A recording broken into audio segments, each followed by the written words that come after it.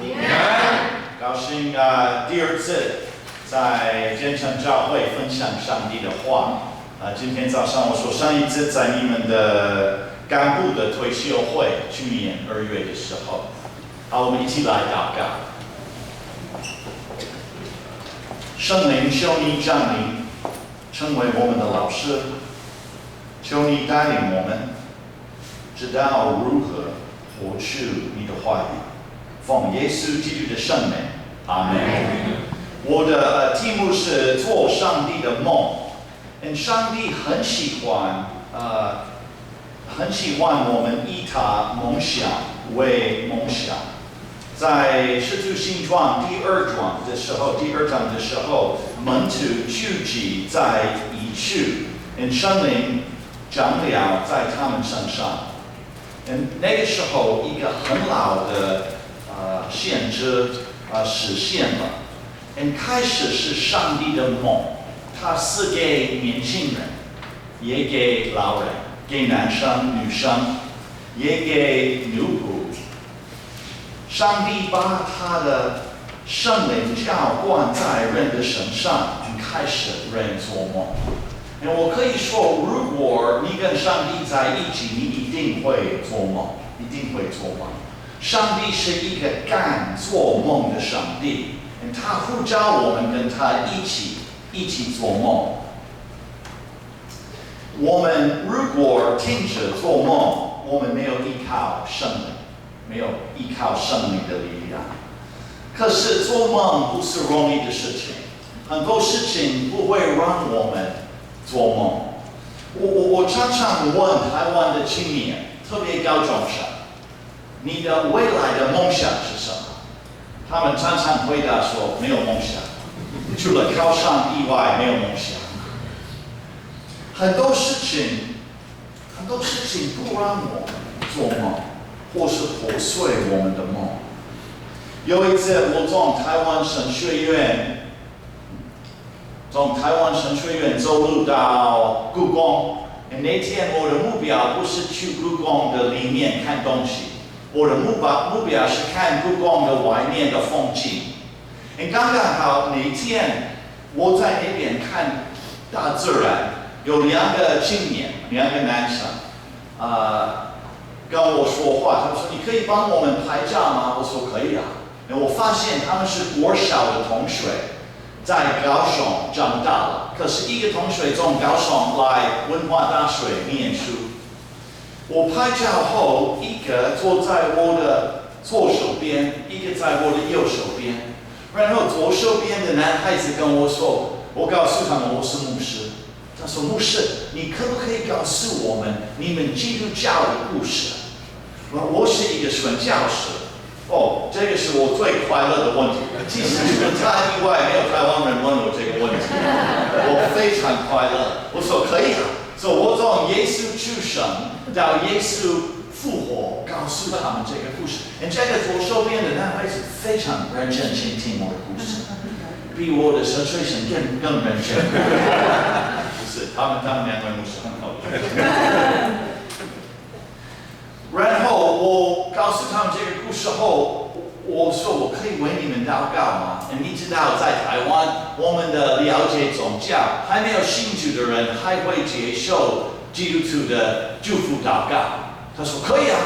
我问他们怎么可以为你祷告？我左手边的人说为我的妈妈祷告，因为她生病了。我说好。然后右手边的人他说牧师，我是一个做梦的人。我说很好啊。他说我有2个祷告的议题。我说好啊，什么议题啊？第一个，我要去美国读研究所，为我的英文祷告，因为我要考托福。我说好。我说第二个呢？第二个是在我的班级有一个女孩子，她还不知道她要成为我的女朋友，请你祷告感动她，知道她要成为我的女朋友。我说好。我很喜欢这个男孩子，因为他敢做梦。可是生活的时光常常不让我们做梦。我发现很多人没有梦想比较容易，他们接受现况，有梦想常常会有痛苦，尤其是梦想不能实现的时候。我跟你一样，我知道我们现在的世界的情况，我们是一个分裂的世界，因为宗教，因为种族，因为有钱没有钱，因为政党。我当牧师那么多年，我也知道偶尔教会也会分裂，因为敬拜赞美传统礼拜，因为台语华语，因为别的理由啊。我都看到教会的破碎，我看到这个基督徒伤害别的基督徒啊。可是我们基督徒会干梦想，就像第一个五旬节的时候，生命降临的时候，不同年龄做梦的人，你记得生命降临的时候，他们开始看异象，开始做梦，上帝的梦。如果我们现在的教会没有做梦，1000的人没有做梦，我听说你的教会是71周年啊。我看到你们的位置在台北市那么好的地方啊，所以因为他们1000的人愿意做梦，我们有现在的建成教会。我认为我们需要继续做梦。以前在美国，我养一只狗，这只狗喜欢2个事情，一个它喜欢游泳。每一次我放我的狗在我的车子开车去七色的一姐跟志美牧师都去过这个湖，这个湖是 Lake Susan 在美国，我的狗很喜欢在那边游泳。如果我从我的家开车到这个湖的环境还没有到湖的时候，我的狗它的鼻子很厉害，会已经闻到这个湖的环境，它开始发抖，很兴奋，因为它很喜欢游泳啊。第二个事情，它很喜欢是去我的表哥的家。因为我的表哥跟他的太太、表姐，他们养狗跟我养狗的方法不一样。他们一边吃饭一边给我的狗吃他们的食物。最恐怖，晚上的时候，他们睡着，会让我的狗跟他们一起睡。在我的家，我的狗睡在地板上，它吃狗的食物。所以每一次我开车还没有到表哥的家，他也会闻到这个环境开始发抖，因为他很喜欢去他们的家。每一次我看到我的狗发抖的时候，我说我们应该一样，我们做上帝的梦，我们应该很惊讶、很兴奋，知道上帝会用我们的教会改变我们的世界，应该给我们很大的希望。所以每一天我起床的时候，我开始祷告，我说上帝，今天你要我们做哪种的梦？今天你要给我们什么意向？然后我开始很兴奋，因为我们服侍一个敢做梦的上帝，我们也可以做梦。初代教会敢做梦，因为他们就在耶稣的复活的，耶稣的复活的光芒里面，他们没有想到一个过世的人会复活，他们都没有想到。耶稣的复活完全改变他们的生命，也改变他们怎么看自己，也他们看他们共同的生活。耶稣的复活让他们知道没有什么力量可以控制上帝。上帝给这个复活的力量，把这个复活的力量赐给他的门徒，赐给初代教会。所以初代教会开始做梦，他们梦想他们共同的生活，他们的领导者被逮捕。圣殿的领导者告诉他们：“你不能传福音。”可是不管有什么威胁，他们还是做梦，还是活出这个复活的生命。这些初代教会的弟兄姐妹的眼光跟我们的眼光不太一样，他们的眼光给他们不一样的生命，不一样的生命，跟别人的生命完全不一样。所以生命降临的时候，不是只是一个时刻的经验，不是一个短暂的经验，改变他们的生命。生灵降临的时候，改变我们的心，也会改变我们的生活。我们触摸生灵，触摸我们的考验不是我们的感动，我们的考验是如何转化我们共同的生命。在我们的学校，在我们上班的地方，在家庭，在教会。你记得生命降临的时候，最重要的角色是上帝。那你记得彼得讲道的时候，他们有很大的挑战，很好的挑战。他讲道的时候，多少人信主？你记得吗？3000个人，3000个人信主。如果今天我讲到3000个人信主，他们在那里要做礼拜，这是他们的挑战。他们说：好，你的家50个人，好，你的家30个人，好，你的家70个人，好，你的家20个人。他们分配，因为他们没有礼拜堂啊。突然有3000个人，那么大的问题啊！可是他们做梦，让上帝的教会越来越大。圣经告诉我们，耶稣继续让人信主。那初代教会跟现在教会不是完美的教会，他们也有问题他们的问题是要不要外邦人隔离啊，或是怎么服侍寡妇啊，或是等等啊。可是最重要，我们看到初代教会是同心合一，不同的人，不同的背景，可是他们是同心合一。他们是同心合一，因为他们有一样的目标，他们是耶稣基督的身体，他们共同的指标是他们在耶稣里的身份。他们的外表不一样，他们是多元性。你知道我在台湾22年，可是我常常忘记我的脸跟你们的脸不一样。因为在耶稣里，我们是一家人。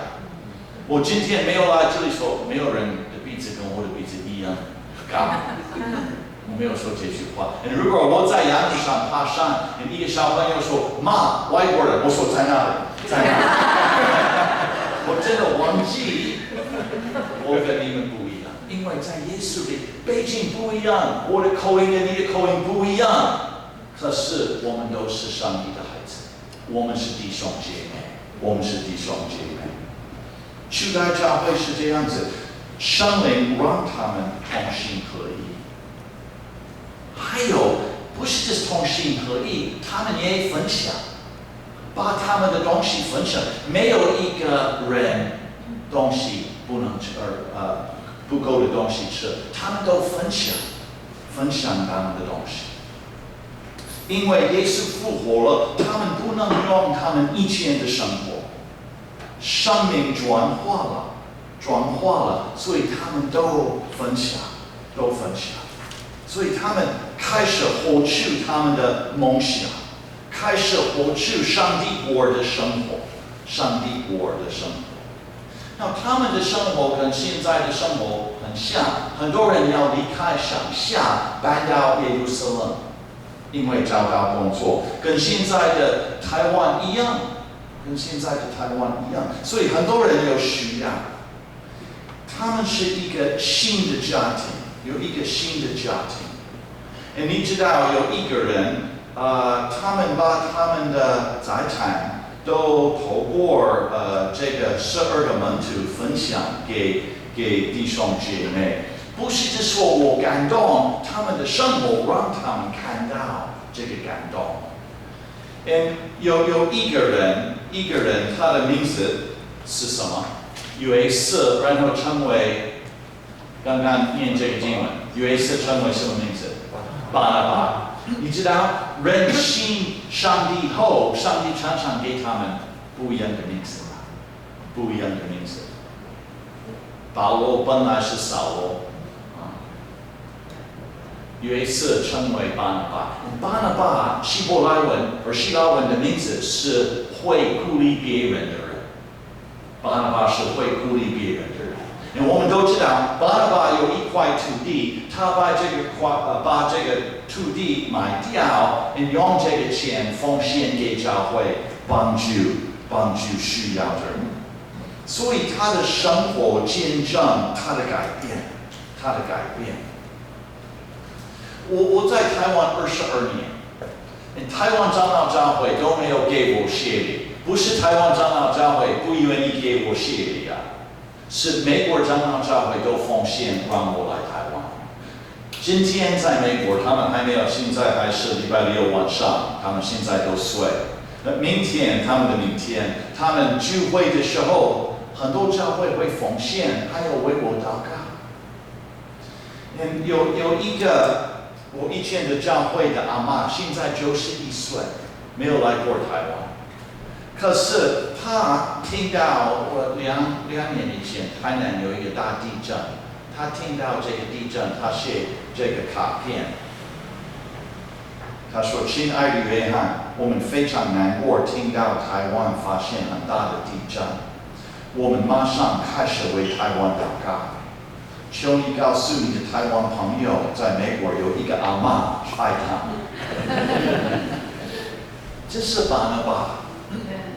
他们没有来过这里，91岁他不会来啊。可是因为在耶稣里，我们真的是一家人，他们愿意奉献，也愿意祷告，所以每一次我可以去很多教会，去不同的神学院教书，我真的感谢他们慷慨的心，同心合意。耶稣复活了，每一件事情不一样。好像我忘记我的 PPT， 这是每4年我去不同的美国教会。2018年我去35间教会。这个是我请你来，这是我的英文的名字啊 ，Missionary to Taiwan， 台湾的宣教士啊，他们这是在芝加哥，他们放在教会的外面。耶稣复活了，所以他们的生活改变了。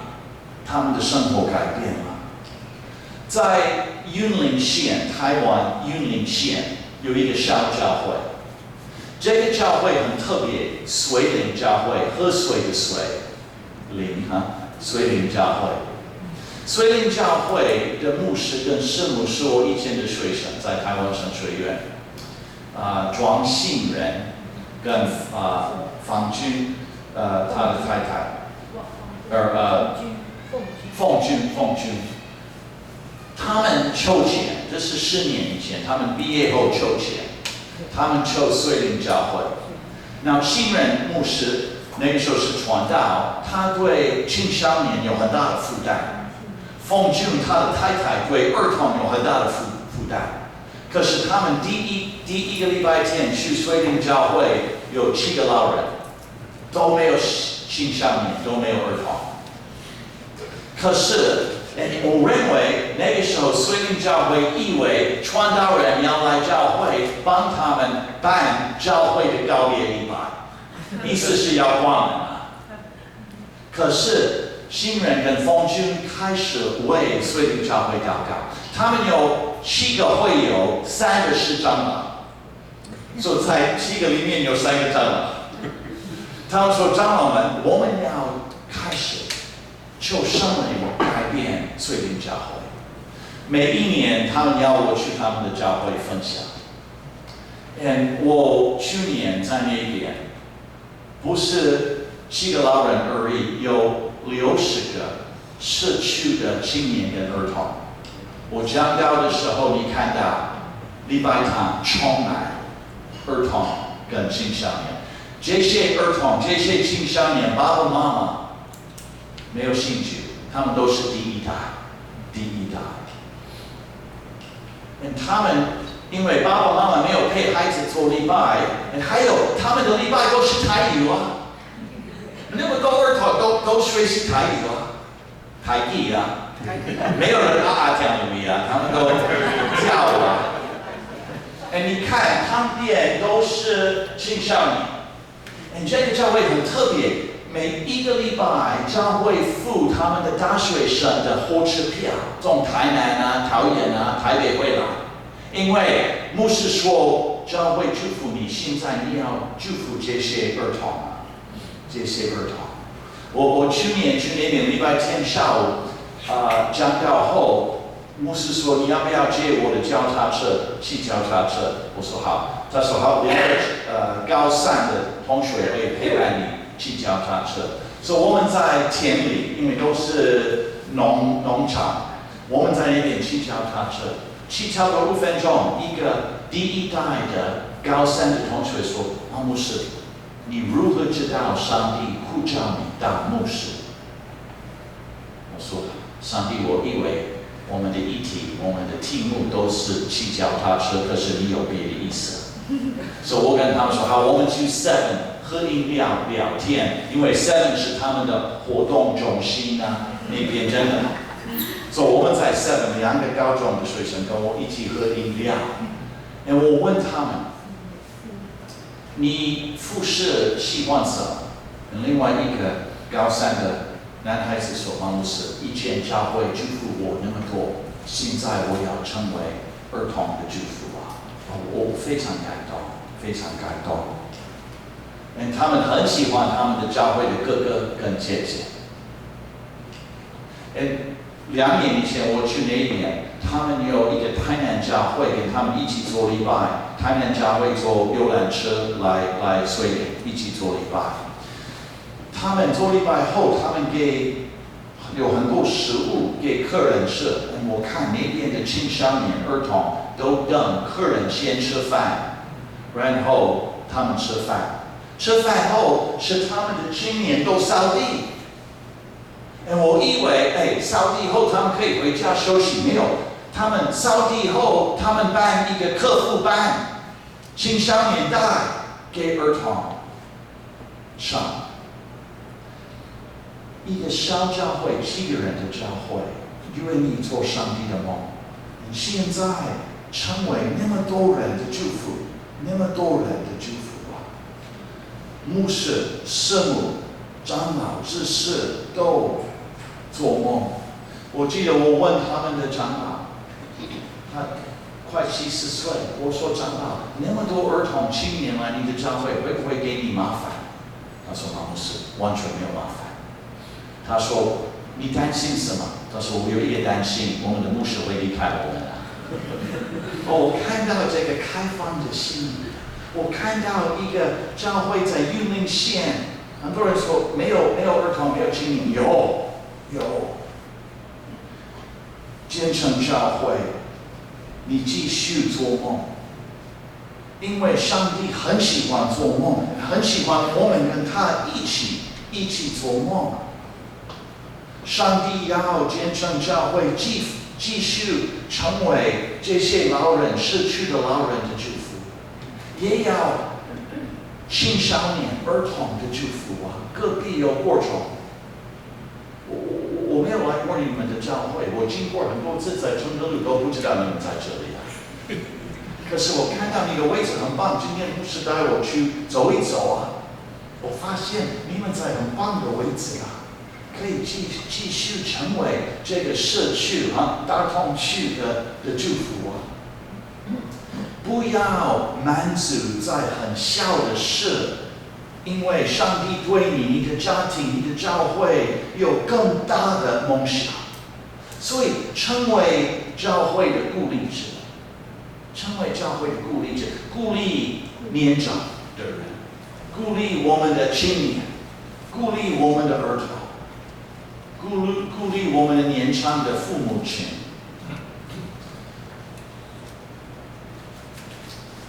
我3年以前有美国客人，一个支持我的教会的人来台湾，我带他们去南澳，宜兰的南澳，我要他们有溯溪的经验，听得懂吗？溯溪在溪里面，谁做过溯溪啊？有没有人做过啊？好，南澳这条溪瀑布很多啊。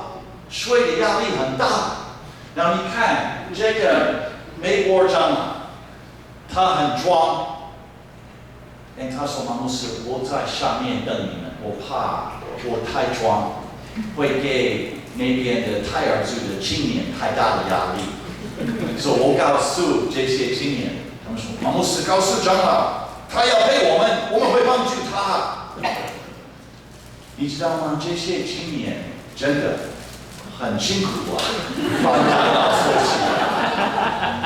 他们成为长老的巴拿巴。晚上就是礼拜六白天的时候，晚上在教会有一个泰尔中会的青年的培灵会，我讲到，培灵会开始以前，我问那边的青年：“你们还好了吗？”他说：“牧师，肌肉有点酸。”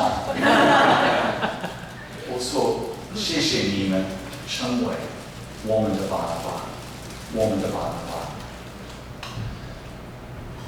今天我们看这个经文，上帝的恩典都在他们的身上。上帝要把他们成为别人的祝福啊！我们偶尔太忙，我们要停止做梦，做上帝的梦。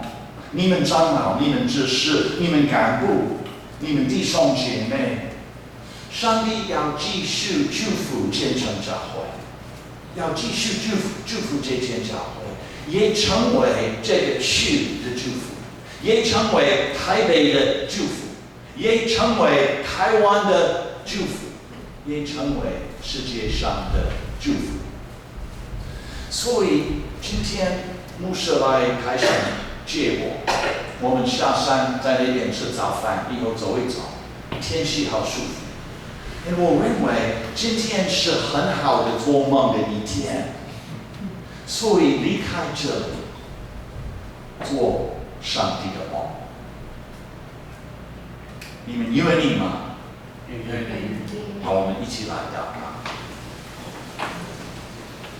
谢谢你，上帝，创造我们，赐给我们生命。谢谢你，上帝，因为你好好用我们成为你的同工，求你用你的圣灵带领我们做你的梦想。因为我们知道，你可以用我们，也可以用建成教会，成为大同区的祝福、台北市的祝福、台湾的祝福，还有世界上的祝福。所以给我们很勇敢的心，很兴奋的心，让我们真的发抖，看到你如何可以用我们改变我们的世界。谢谢你，上帝，奉耶稣基督的圣名，阿门。让我们一起起立，来唱这首诗歌来回应神。